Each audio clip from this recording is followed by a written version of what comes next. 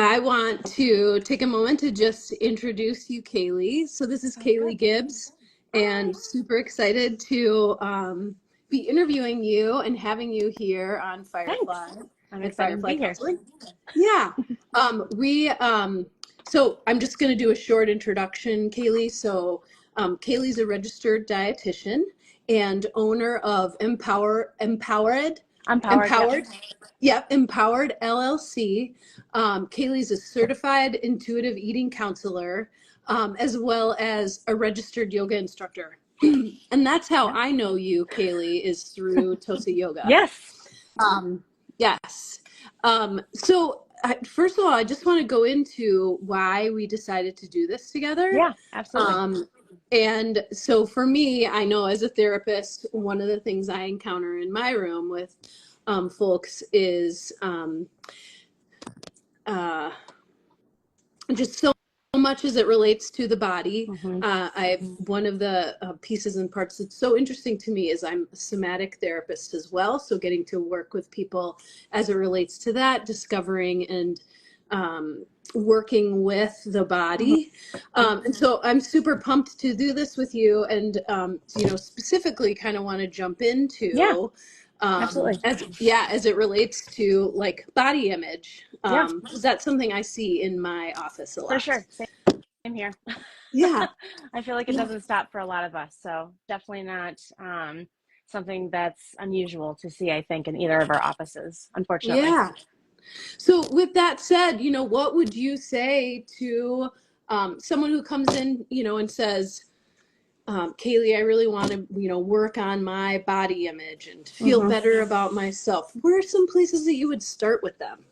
Absolutely. And first, too, I think it's thinking about their background. Do they have the financial means for some of the things that I'm recommending, and kind of going a little bit deeper into that. But I think some of the few easiest things to start with is start with what you're in all the time, all day, underwear and bras.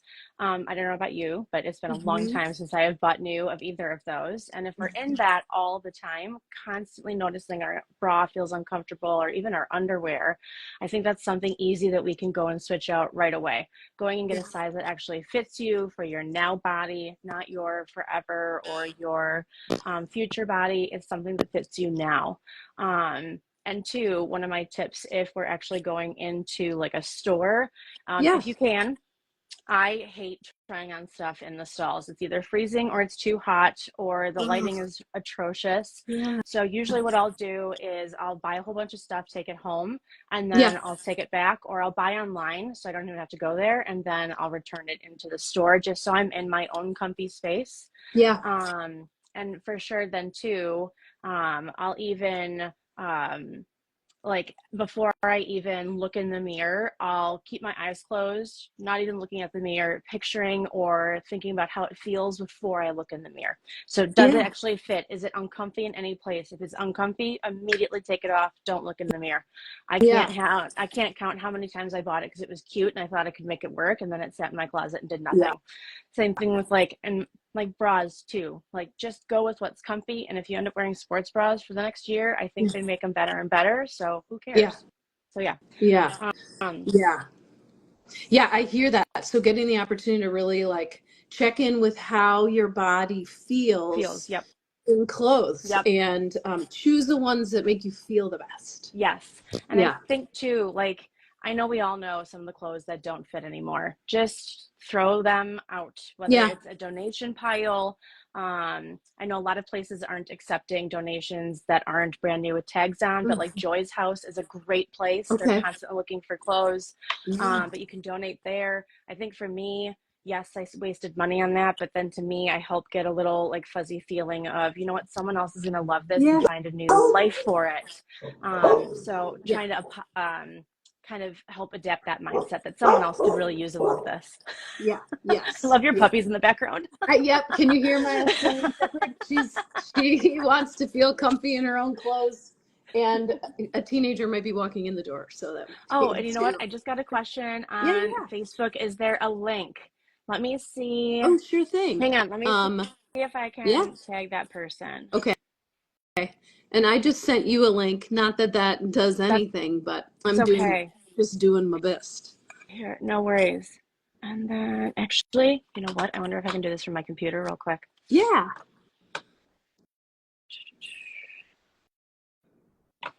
Sorry, I can keep talking too as I'm Sure doing thing. this. So, So, hey, oh, yeah. go ahead. Yeah, no, I really appreciate those particular tips about like, do I feel comfortable in my clothes?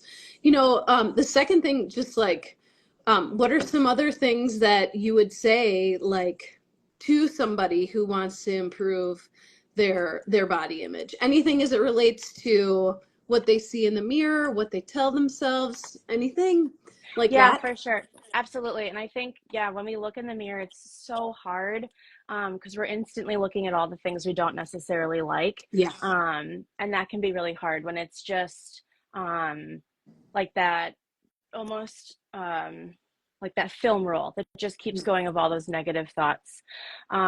So maybe even pausing and just saying, would I say this to my best friend? If the answer is no, probably not something you want to say to yourself or a loved one, whether it's a friend, family member, whoever it might be, just someone that you love. Would you ever say this out loud?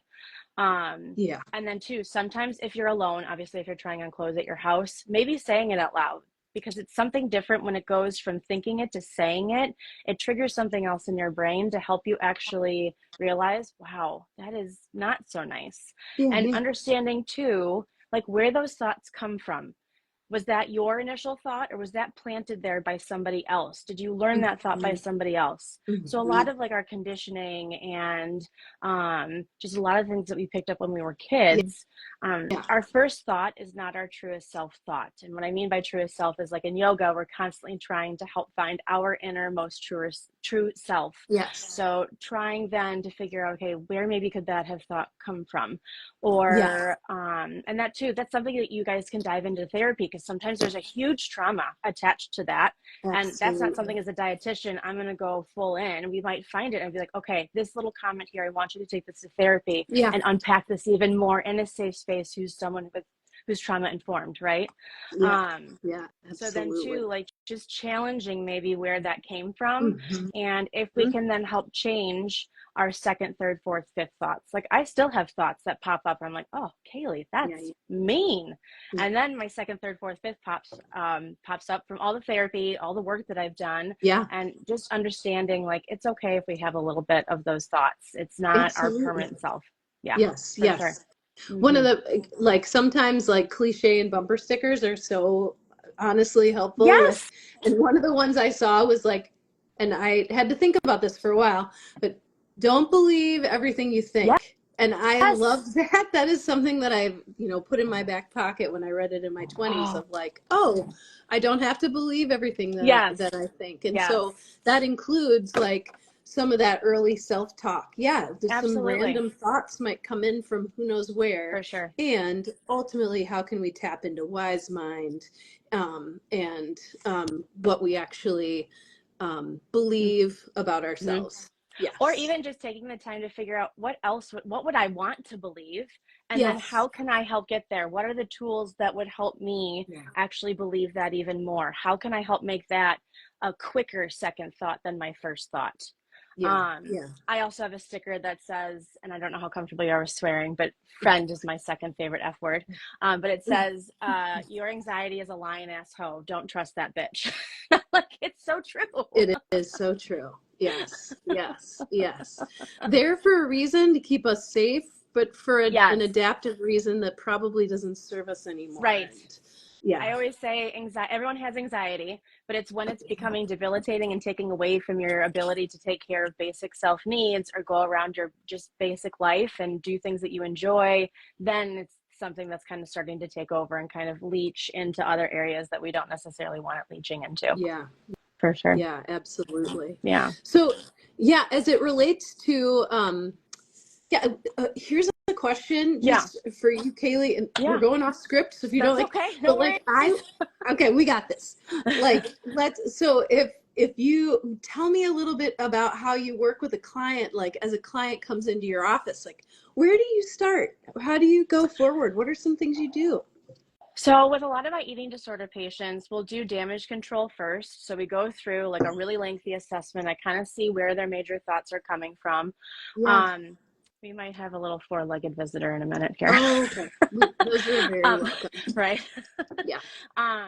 But we'll dive into that. Then we kind of start going through like what are their thoughts that they hear repeating, and certainly too, what is their diagnosis? Like anorexia, it's very commonly not about food at all, and it's more about control and what are we trying to control. So often I find it's something big that has happened or a huge traumatic event, or it could just be a bunch of like little t traumas that have been built up to create this big thing that we don't know how to control, and then we end up using food or not using food by as like a coping mechanism. And same thing with like binge eating disorder or bulimia. It's more about trying to find the reasons behind it. And again, going through that assessment or like a typical day.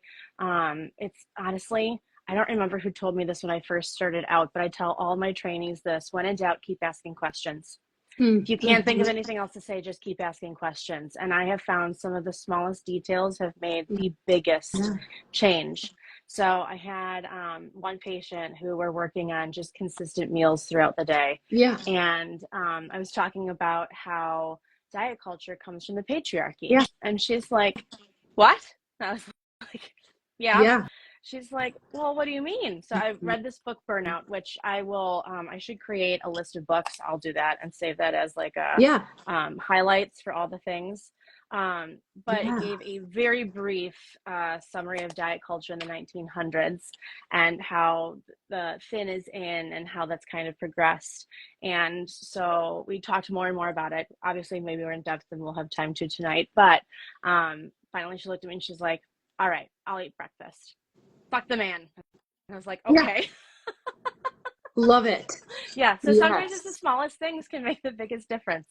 So but it's, and I hate to be so wishy-washy about it too, because it is so different for every single person. There's common themes, but it's never the same thing that works best for everybody. And sometimes it is just damage control and someone to listen to them and hear their side of their story and just be there to support them and help cheer them on, even if it's not your goal that you would have picked. It's something that they're picking and working on. And if they're just focusing on eating one meal a day, I'm going to cheer you on like nobody else's business. And that's okay too. So meeting them where they're at too is probably one of my biggest things. Yeah. Thank you for sharing that. One of the things that, I recently encountered in my office is that, so in our work in my office, just, we do a lot of like, we check in with the body about, and people have varying, like levels of, how connected they are to their body. And, neither here nor there, sort of just is. And in working with one of my clients, we're specifically, binge eating is like one of the, main themes that we're working on. Absolutely. And this person, really was sort of taught all their life to ignore hunger cues.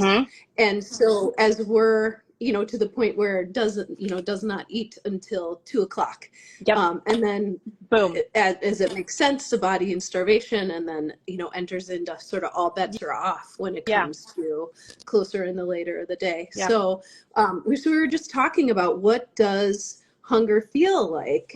And for her, it was something that was, to be resisted and to be like repulsed by. And so I'm just curious, like, what your thoughts are on that, how we might be able to get in, how someone could like, wrestle that apart. Where would you head?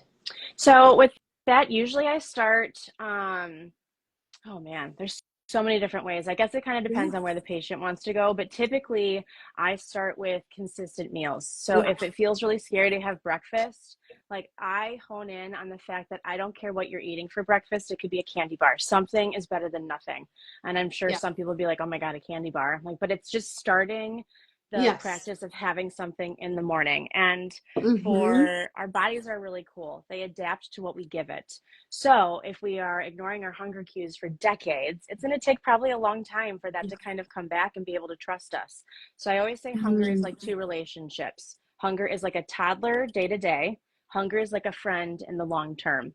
So we're Oh, trying to rebuild that relationship with a friend by telling our yeah. body over and over again, I am going to meet our basic needs. So going back to Maslow's hierarchy of needs, I will Yes. consistently feed you throughout the day. And I think too, and the other end of that is when we do have those feelings of whether it's feeling out of control around food or whether it's however they choose to word it, Yeah. they're not alone. It's totally acceptable that that happens because of Yeah. course our body is going to try and meet our needs and all of a sudden go, oh my God, I have to eat. And then it's kind of almost like that compensatory hunger as it feels so big, so Yes. like ravenous that that's then no longer something that they have control over. Yeah.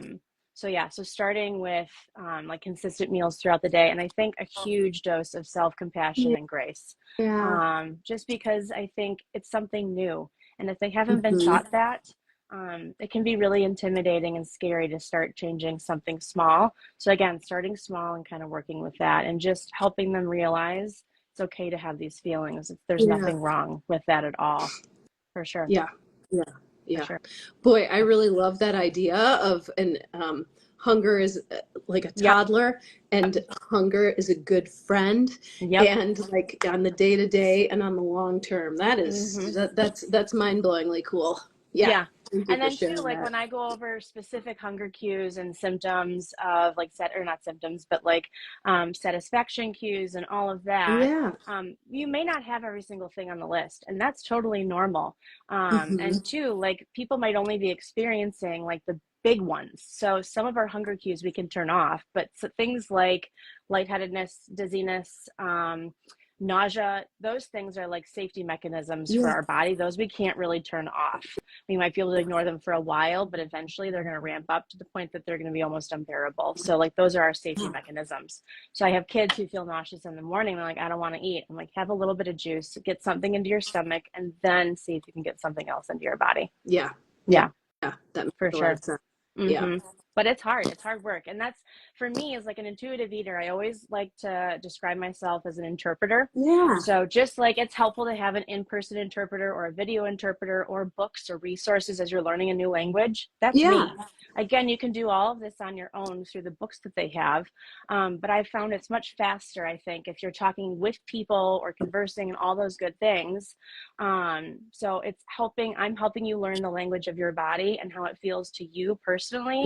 Mhm. And then I'm helping coach you and finding those little nuggets throughout the day so that you then can talk to your body. Yeah. Yeah. Mm-hmm. Yeah. Well, to that particular end, I am so curious. Tell me a little bit more, about intuitive eating Mm-hmm. and, what that means and sort of all that you know around it, or at least a lot of Absolutely. it. Yeah. Yeah, absolutely. So I think there's definitely misconceptions about intuitive eating, Yeah. which I know we kind of wanted to chat on today too. One of the biggest ones is it's just you eat what you want when you want, and it's yes and kind of, but that's not the whole truth. It's kind of like taking something out of context and running with it. Yeah. So it's about being able to listen to your hunger cues, be in tune with your body of what it's asking for, and not from a place of judgment, from a place of curiosity, and then being able to use those cues to then help feed yourself consistently throughout the day. Yeah. And then we adapt kind of at the end once we've gotten past like any of those diet rules, food restrictions, anything like that. Then we kind of bulk in gentle nutrition. So it's about Mm-hmm. doing the best you can most of the time, not all the time. Yeah. Because I think a lot of times, otherwise, that triggers that all or nothing mentality of like a diet. Mm-hmm. Whereas we're looking Yeah. for more gray in our life and really trying to adopt the gray of how our body is talking to us. So really listening to our overall needs and improving our health overall without necessarily focusing on weight loss, which I think a lot of people, that boggles their mind. Yeah. Yeah. We can definitely help change and improve our health without changing our weight.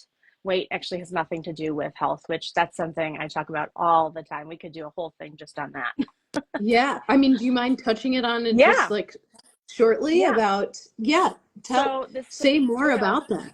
yeah. Yeah. So the Yeah. scale literally just tells me your weight against the earth. It doesn't tell me Mm-hmm. emotional health, physical health, mental health, hydration status, bone density, muscle mass, um, socioeconomic status, if you took all of those away and only honed in on the socioeconomic status or social determinants of health, that is more big picture, and that's more helpful to determine health than anything else. So for me, when I use weight, it's very few and far in between. And again, it's usually damage control for some of my more severe eating disorders.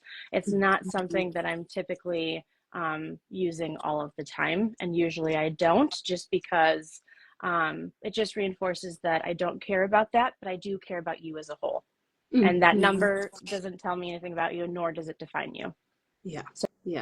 But again, studies upon study have shown that diets don't work long term. We have yet to see a single study that shows that weight loss is successful beyond 3 or even 5 years. So for me, it's almost unethical to recommend weight loss with extreme dieting and things like that. Obviously, if it happens during intuitive eating, then we could have had other symptoms going on too, but it's not about changing our weight. But when we get away from diet culture, we actually help improve bone mass, muscle mass. We help improve mental health, which is huge. With a lot of dieting, at least when I was in the thick of it, I felt like a failure all the time because I couldn't do it. And then I was eating X amount of calories and exercising and over exercising and in chronic pain. So people, if they were to look at 2 pictures of me now and maybe back then, they're like, oh, back then you were much healthier. Like, well, except like all these other symptoms that were going wrong. So it's fascinating. That makes a lot of sense. Yeah, that sure is. And I really appreciate that particular. You mentioned a little bit about like feeling like a failure, and that's something that I end up working with folks a lot in my office, especially when it's like, because a lot of systems are set up to so that we do fail. And so and diet culture is certainly one of them, and especially as it relates to like the black and white thinking. Also sort of like, I see a lot of that in my office as well. And especially in this culture, as we tend towards, like striving and, perfection, like that really can feed things like addiction. And I would see that binge eating sort of ends up, in my work, ends up being a lot of a very similar treatment to many of the addictions that I see. Absolutely. And 2, something that just blew my mind when I started looking at an emotions word wheel is boredom stems from sadness, and food makes us happy. So it's so interesting to then work with that with patients and even just your clients, and just have them see, well, no wonder why you want to eat food. We know food makes us happy. Food should make us happy. It's a part of our daily life. So I think too of all these feelings of preventing hunger, you shouldn't be happy around food. All of those things aren't true. We want our body to be hungry. That's okay. The person that walked in the door is also watching the Instagram live. So we have like a whole meta thing happening here, and is now helping the dog. So oh my God, I love it. But yeah, it's just, no, what was I saying? Sorry, no, you're fine. Hmm. We were talking about all the things that kind of happen with binge eating. Yes. So like with binge eating, I think there is so much shame. Like I used to binge eat as well. And it was because I was trying to save all my calories for the end of the day. And that never worked well. I'd get home and I'd eat everything in the pantry and then count it up, like just with shame after shame after shame. And shame, fear, and guilt are not ingredients in food. So, and then, so it's just trying to help, like you said, just unpacking those perfectionistic tendencies, and where is that coming from, and where did we hear that in diet culture, or was that related to something else? And I think it's really fascinating to kind of see where all those thoughts come from. Yeah, absolutely. For sure. Is there anything else that you want to touch on for potential clients that you might see? Let's see. In your work? I usually hear people can't do intuitive eating if they don't have a healthy relationship with food. Yeah, That's absolutely not true. Intuitive yeah, eating has actually been used for a long time to help with disordered eating behaviors and eating disorders. Now, caveat, it's not going to be perfect for anyone starting out with a full-blown eating disorder. That's where we do damage control first and slowly get there. yeah, But it's how I healed a lot of my relationships with food. It's blended into movement. It helped heal my relationship with movement. I'm exploring sober curious right now, just with everything that I started noticing that was very much all or nothing thinking with yeah, alcohol, and just in the family and the state that I grew up in yeah. Wisconsin. I'm learning it's really not normal for a lot of the things that we're experiencing as far as like the alcohol culture here. So just Yes. kind of, it starts you thinking, and then it bleeds everywhere into other ways in such a positive way that I didn't see coming. Yes. So Yeah. yeah, so yeah. Yeah. Um, One last question before we wrap up. So Yes, curious about like how has yoga like elevated that for you, or that's a really good question. changed that? Yeah, like what have you gotten to see as both being an instructor, taking a deeper dive your own self? What do you notice? Well, number one, people are really mean to themselves. And Yeah. like yoga, I think just Yeah. too with Melanie, and she's like, people think like we come in here and like we're balancing on our heads with our feet somewhere else. And I'm like, no, if you're breathing, you're doing yoga. Yeah. So for me, it was more of, I think it helped, especially at Tosa Yoga and with Melanie, it helped me realize what yoga should be. And it's not just the physical practice, it's the breath work, it's the constant drive to find your truest self, aiming to do things that are going to help you fill your cup so that you can help then others. So it's not just for yourself, but it's for your better of community. It's just, it actually helped me heal my relationship with movement. Like when I first started going years ago, I could barely do a plank, and that is not me growing up. Like I have always been really, really strong. So the therapy that I did, it was just me of, it's okay to start over. Everyone starts somewhere. It's okay that you're doing this because you're in such a much healthier frame of mind this time, Yeah. that you're not going to hurt yourself more than you would have previously. Mhm. So just, it helped me, like with my therapist, of having those things in my back pocket of when it's really hard and when you're beating yourself up, what can you say? And oftentimes mine was, oh my gosh, what was it? Of course, this is going to be uncomfortable and different because you've never learned how to do movement in this way before. You've never done it to be nice to yourself. It was always a punishment and something you had to do. It was a chore. Yeah. So Yeah. yeah. So yeah, I think Yeah. yoga, it just, especially with like all the teachers just at Tosa Yoga, not just Melanie too, it was, if you want to do this, if it feels okay in your Yeah. body, if you like, always making it your decision to participate, not telling you to go lower or to lift harder so that you can earn your meals for the rest of the day, which was a nightmare that I was in that. So Yeah. if you're at a gym Yeah. that does that, please message me and we'll think about some reframes. Yeah.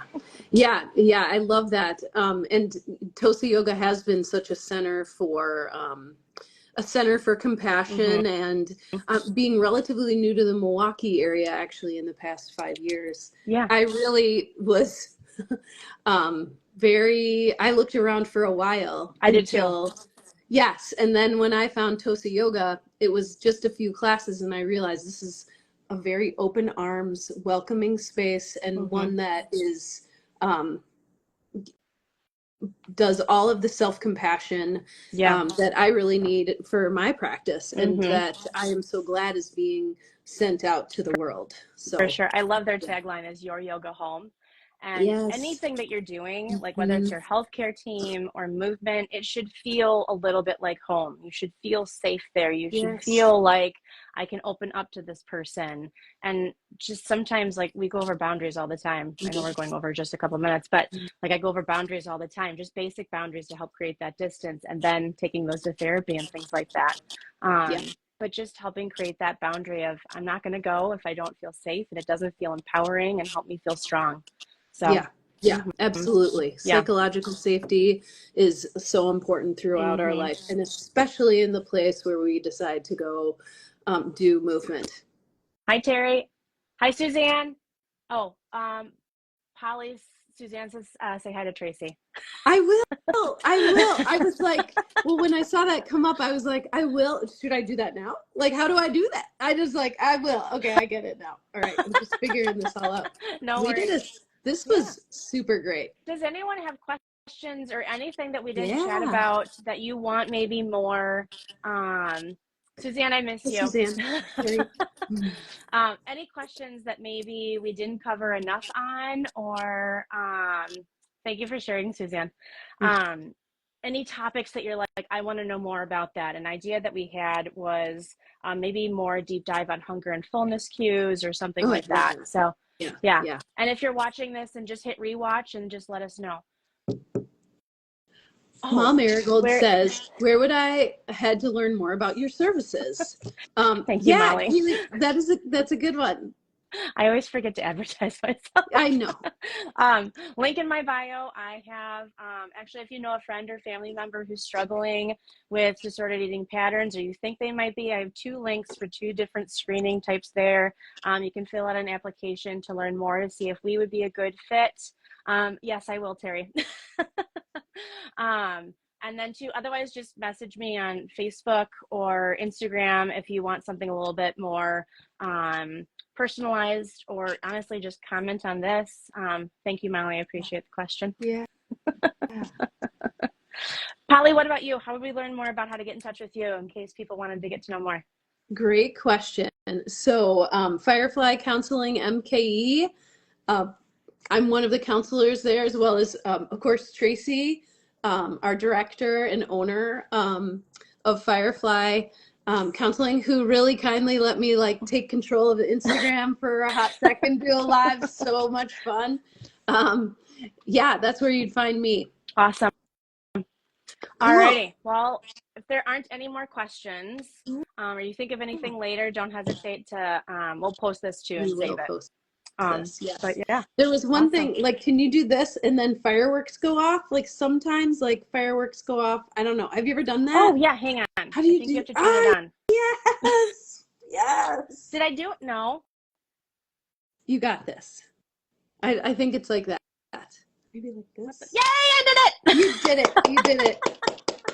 Yes. Thank you, Molly. Yeah, thank you, Molly. All right, dears. Thank you so much for spending time with us on the live. And Calee, you were awesome. Appreciate it. Thank you. Yeah. It's good to see you, Polly. I'll see you at Take care.